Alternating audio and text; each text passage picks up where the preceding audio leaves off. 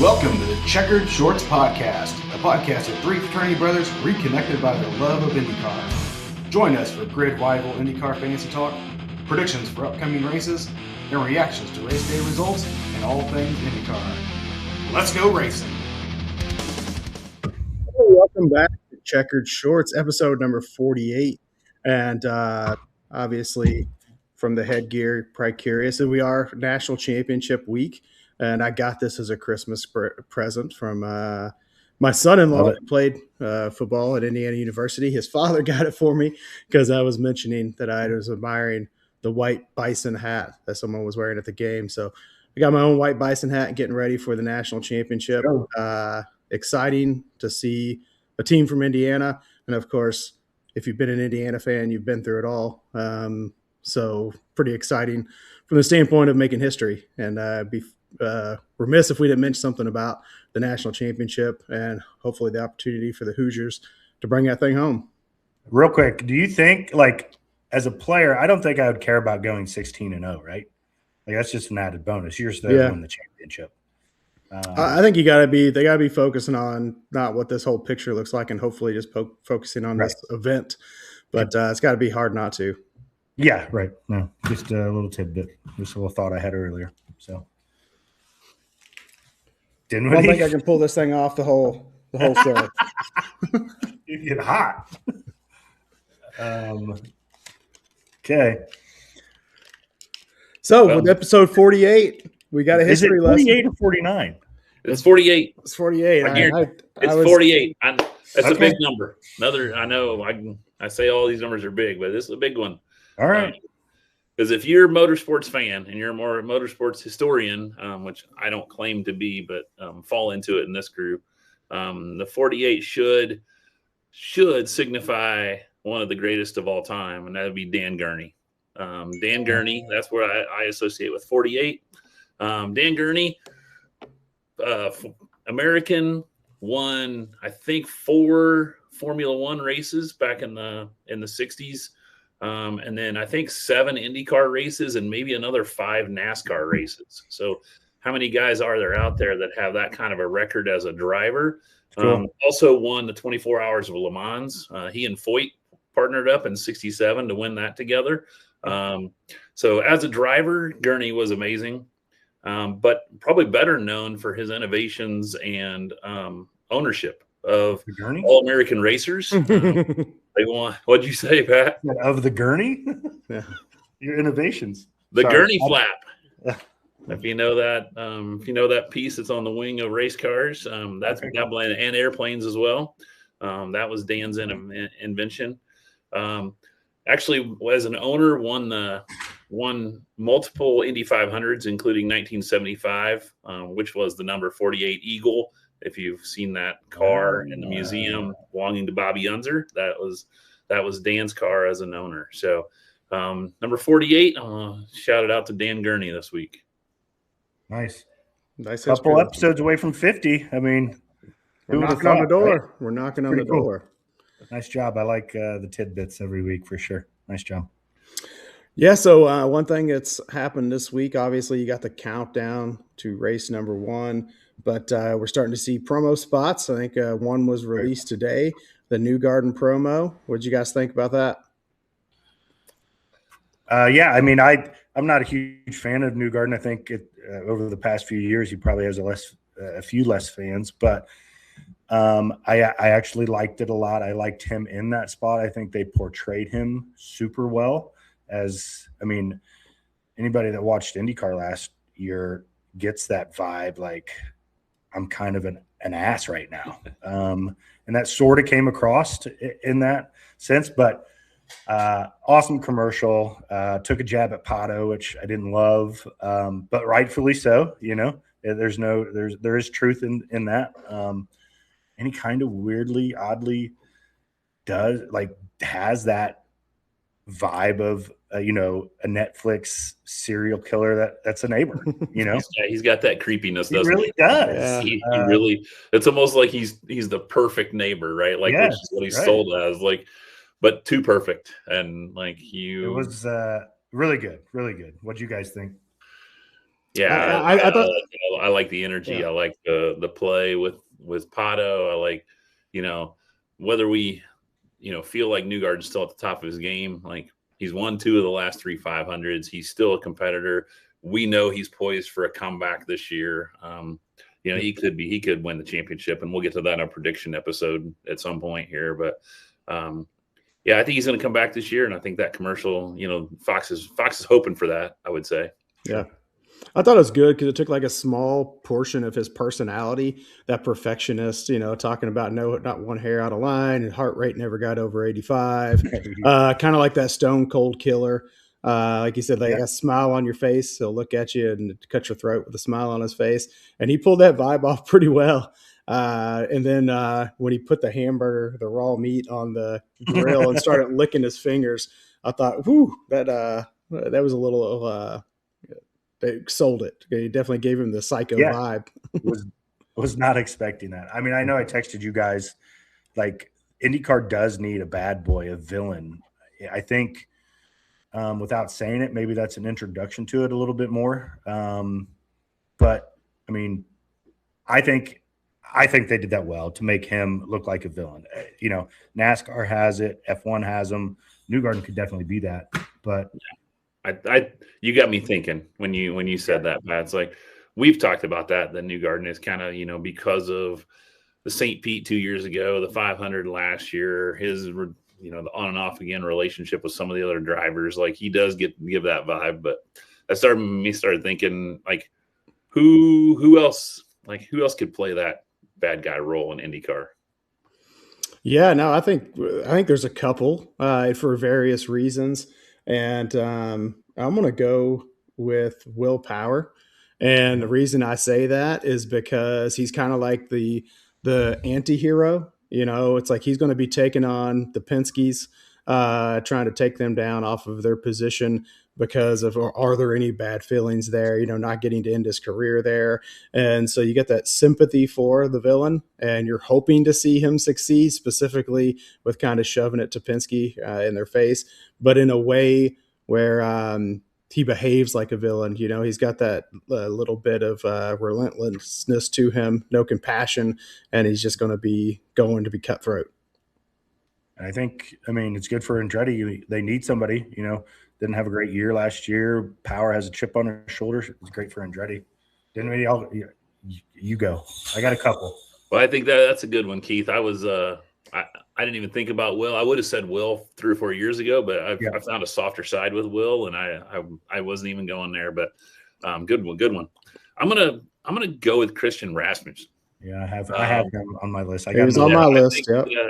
Yeah, like we saw it last year. Like that guy, man, he will shove people out of the way.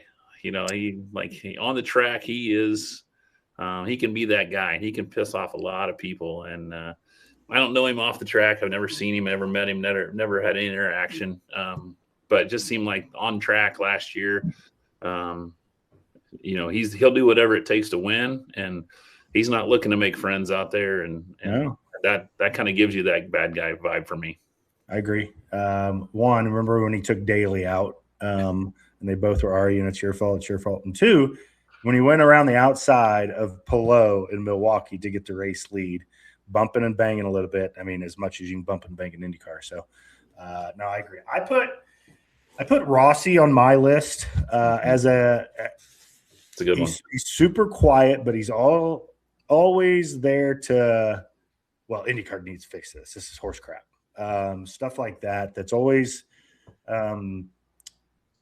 It's behind the scenes in a lot of situations, but he's never soft-spoken when he gets wrecked or if somebody's an idiot, stuff like that. So he needs to be more relevant by winning races and getting up to the front. I think would make him a little bit bigger of a villain, but he's always had that little spice in him, I think.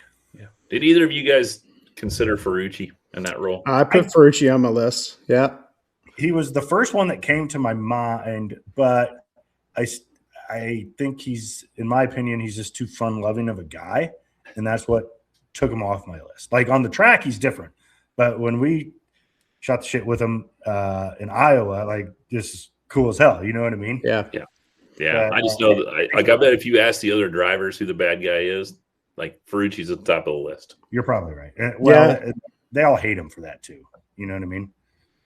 Yeah, for sure. Yeah, no, Ferrucci was definitely on my list, and it was kind of like in the mold of the Attitude Era, Stone Cold Steve Austin, the villain that everyone cheered for. You know, they're going to Yes, love that right. he's out That's a there good point. doing the things that he does, Yeah.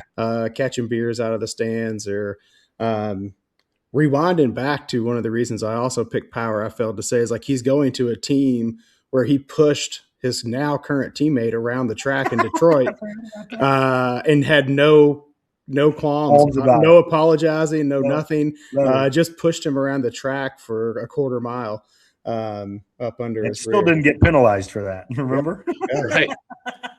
And then there's some others I could see. I could see a loon guard kind of Yeah. showing himself a He little was on bit. my Now list. he's got a little confidence, but underneath of him, and on that team, he's certainly the guy that would have to play the role of the villain because one's irrelevant and looks like a 12-year-old, and the other one is they've sold him as the heartthrob Right. of the series. So For sure. it can't be either of them.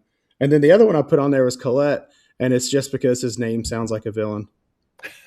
Well, hey, take it. Brazilian mafia, is that what you're saying? Yeah. Watch out. No, that's good. I mean, it does need, just like any other sport activity or whatever, we need a little bit of mix up in the action and the drivers. And Newgarden's a shoe in. See if we can get another one or two coming this season.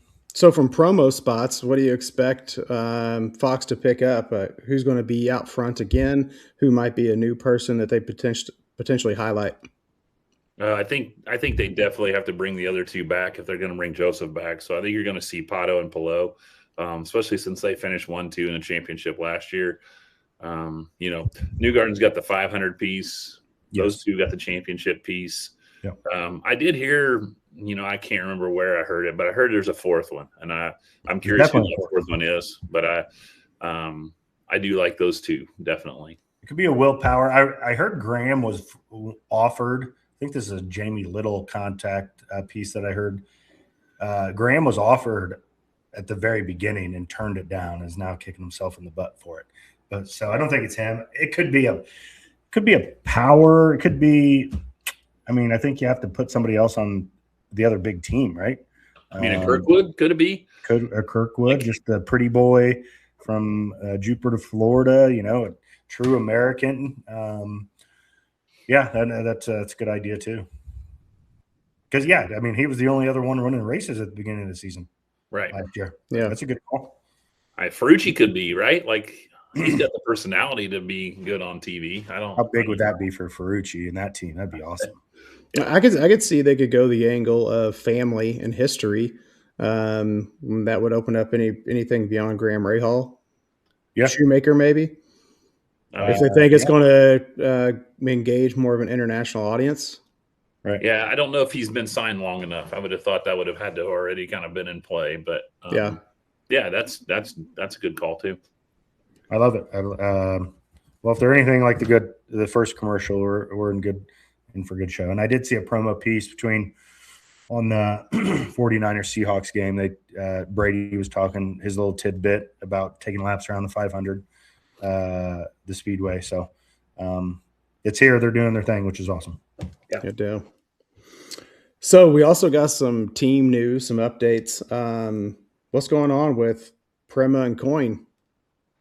Well, Prema, if you haven't been in the loop, we're still waiting to hear. Like, are they going to run this year? Is it going to be a full season?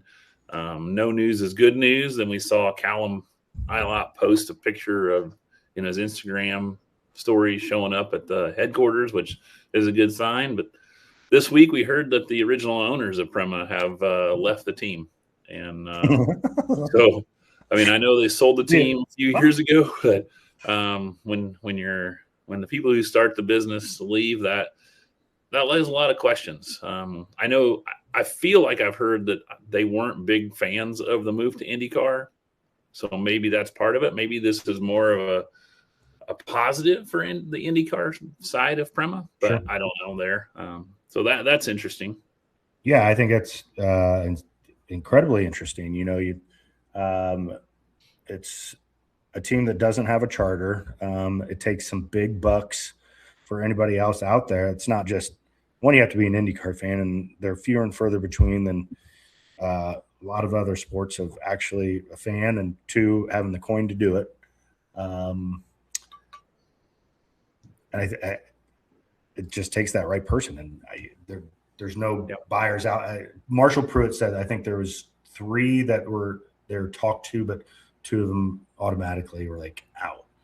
So it's still in pretty big limbo. I think to me, it's pretty serious. You're taking 2 cars out of there. I mean, Callum could have been there that day to find out that the owners were leaving. You know what I mean? Sure. Clean out your locker, Callum. Right. Team people have, tire changer jobs, stuff like that, engineers, strategists, all that stuff. So not much time left, really. I mean, you got a test here. It seems like a bit of a reckless business plan, though, to go into something for 1 year. I mean, you would think going into it, you're saying we're invested in this for some period of time. You're not saying let's give it a shot for 1 year and pay what they paid for to get in last year. Insanely. And let's be honest too, like they had a good year. Like if you really look at it, like this is a team that have never been in there before. You set on the pole for the 500 with a rookie driver that had never been on an oval. Right. Callum finished the year really solid in the oval races. Like he was moving up in each one of those. Like they had an overall good year. So this has truly got to be a financial move and decision that's being made here. And they have the money. I mean, they're pretty. It's F2, right? Where they come from. Like they're pretty. Everybody's like, oh no, Prema has the money, and that's why they came over. And so we'll see. But yeah, pretty interesting. You're to come out after 1 year, and I don't know. Keith, you mentioned Dale Coyne. Yeah, we don't know. I mean, Dale being Dale, right? Like we're 6 weeks away, and we don't know who this driver is. I believe, as a lot of people have said, that there was a deal in place or a plan in place, and something has gone wrong there. And seeing the news this week that and hearing things about Todd Alt and I think that's the Meyer Shank and what he, how his relationship fell apart at Ed Carpenter. This makes me feel like there's something going on there where Todd said he was going to throw a lot of money Dale's way, and maybe now he's not ready to do that since Renus isn't there. I mean, Todd had a relationship with Renus, and with Renus signing with Juncos, maybe that's falling apart. I don't know. I think a couple things. I bet you it would be Grosjean. If Todd Alt did pull his money out, I think that's probably why they haven't signed, because Grosjean is a paid driver. For the most part, he's not paying to play. I think that's a little bit of it, and that's why Coyne hasn't announced yet, because he had the carpet pulled out from underneath him and was like, oh crap, I got to figure this out. So Todd Alt, that sucks. I read conflicting articles. One said no, he's out. The other one's like, no, he's still keeping his promise with Coyne. And I think they said at least some capacity, if not the majority of the capacity. So, but it sounds like at least Todd's on his way to Meyer Shank and all that other stuff. Right. Opening more businesses, I guess, than just slapping them on cars. It sounds like. So now it's to be determined on both of those fronts, right? It's true. That's true. But like I said, they better hurry up. March 1st is coming. If we think a year ahead, and sorry, I didn't bring this up earlier and talk to you guys about it, but what about the comments Tony Kanaan made about Nolan Siegel having to finish in the top 10 this year? Keith, you mentioned that's what jogged my memory. Is you said, well, you got one guy who's done nothing. Like now he's got to go from nothing to top 10 against this field and in a year to keep his job. Sounds very F1-ish to me. And it might have came from Zach Brown. You know what I mean? He's thoroughbred in the F1 series, obviously, and taking that stance of no, this is, that's what they say in F1. Your ass is on the line. This is what you'll need to do to keep your contract. not really here in IndyCar. So I think that's a little telling of what he thinks the team should finish and how they should finish. And point. last year, where Pato finished and where Lundgaard finished in his very first year in that seat, I think he thinks probably the machine's there, the team's there, and where's the common denominator when they don't finish some of these races, and it's probably the guy, steering the ship. And so I think they expect and hope for results, and all three teams being in the top 10 would be accomplishment as a team.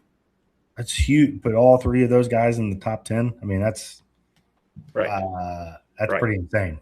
When you've got three Penske's and three Andretti's and three Ganassis, and then wild card here or there, I mean, I wonder if they're sitting back thinking, because as a fan, I think this. I'm like, if Connor Daly was in that 3 seat for Arrow McLaren on the ovals, he would really be pushing people with a machine like that. And where have we seen Nolan Siegel on any oval? He's never finished anywhere if he finishes the race. Well, I mean, he didn't even get to the start line, and was it Milwaukee? yeah. Nashville, you're right. One of them. High outside. He wrecked before he even got to the green flag.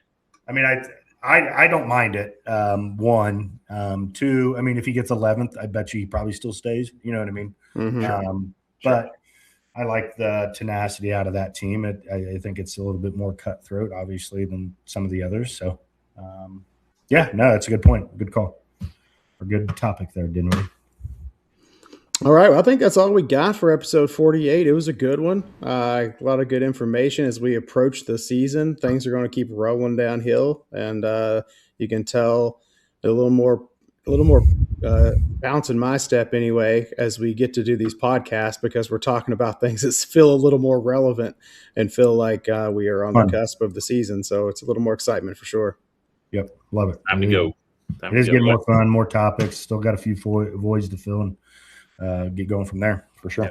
Will Power's in the car now. He's in the Andretti shop doing work. So his goal is to beat Penske every weekend, I read. So that's just even more. Awesome. So I love that storyline. I just think that we're starting to weave some stories within these personalities, and that can make it fun, especially for the person, just entering, trying to find a space in a fandom. And so, if you're a new race car fan, these type of things make it more entertaining, not just the technical stuff. Sure. Yeah. We can add comeback driver of the year to our future topic list, I think. Love that. I guess it sounds like it better be Nolan Siegel. Yeah. All right. Well, we'll catch you next time for episode 49. Where we get closer and closer to the season. It's going to be a lot more fun. So join the team and hop on board. And we'd love to pick up new listeners. Yep. Like and share. Thanks, everybody. See ya.